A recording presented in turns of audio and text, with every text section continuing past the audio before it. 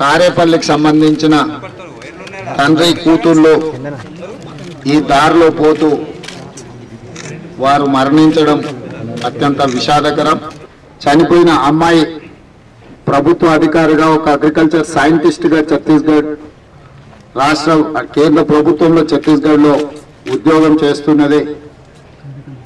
వారు ప్రభుత్వ ఉద్యోగంలో ఉండి మరణించారు కాబట్టి కంపాషనేట్ ఏదైనా ఉద్యోగం వల్ల సోదరుడు కూడా ఇవ్వడానికి ఉన్న అవకాశాన్ని కూడా పరిశీలించి ఆ కుటుంబాన్ని ఆదుకోవాలని రాష్ట్ర ప్రభుత్వం ఇవాళ నిర్ణయం తీసుకున్నది. అత్యంత దురదృష్టకరం, ప్రకృతి వైపరీత్యం. ఇంతగా మన మీద ప్రకృతి పగబట్టినట్టుగా పేదల్ని ఈరోజు బలి తీసుకున్నది. అన్ని రకాలుగా ముందస్తు చర్యలు తీసుకున్నా కొంత ప్రాణ నష్టం, కొంత ఆస్తి నష్టం, ప్రభుత్వ ఆస్తులు, ప్రైవేట్ ఆస్తులు కూడా నష్టపోవడం జరిగింది. అందుకే ఈరోజు మంత్రివర్గ సభ్యులందరూ రాష్ట్ర ప్రభుత్వ అధినేతగా గ్రామీణ ప్రాంతాలలో ముఖ్యంగా గిరిజన సోదరులు తండాలలో జరిగిపోయిన నష్టాన్ని వ్యక్తిగతంగా చూడడం ద్వారా వాళ్ళని సంపూర్ణంగా ఆదుకోవాలన్న ఆలోచనతోటి ఈరోజు ప్రభుత్వమే ఇక్కడికి కదిలి వచ్చింది. ఇక్కడికి వచ్చిన సందర్భంగా సీతారామ తండావాసులు ఈ పక్కన ఇంకా 2 తండాలు ఇదే విధంగా ఎప్పుడు అధిక వర్షాలు వచ్చినా ముంపున గురవుతున్నాయి.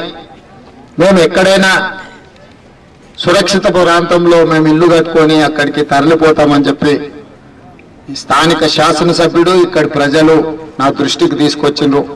నేను కలెక్టర్ గారికి ఆదేశాలు ఇస్తున్నా.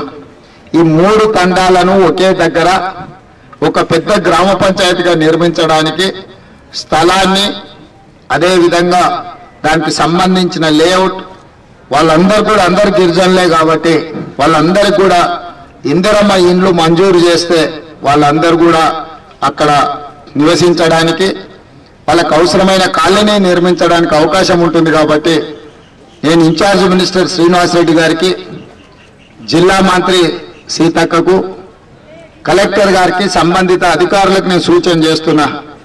తక్షణమే వీళ్ళందరినీ ఒక మంచి కాలనీ నిర్మించడానికి అవకాశం ఉన్న స్థలాన్ని మీరు ప్రభుత్వం వైపు నుంచి ప్రతిపాదించి అందరికీ ఇల్లు కట్టించడానికి ఇందిరమ్మ ఇల్లు మంజూరు చేయండి అని చెప్పి నేను సూచన చేస్తున్నా.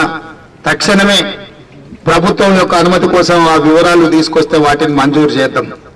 ఇదే కాకుండా ఎమ్మెల్సీ తీన్మార్ మల్లన్న గారు ఇక్కడ మొత్తం వాళ్ళ తిను వస్తువులు, వాళ్ళ కష్టార్జితం అంతా కూడా తడిసిపోయింది. కట్టుబట్టలతో ఈరోజు వాళ్ళు నిలబడాల్సిన పరిస్థితి వచ్చింది అన్నారు. కలెక్టర్ గారికి నేను ఆదేశాలు ఇస్తున్నా.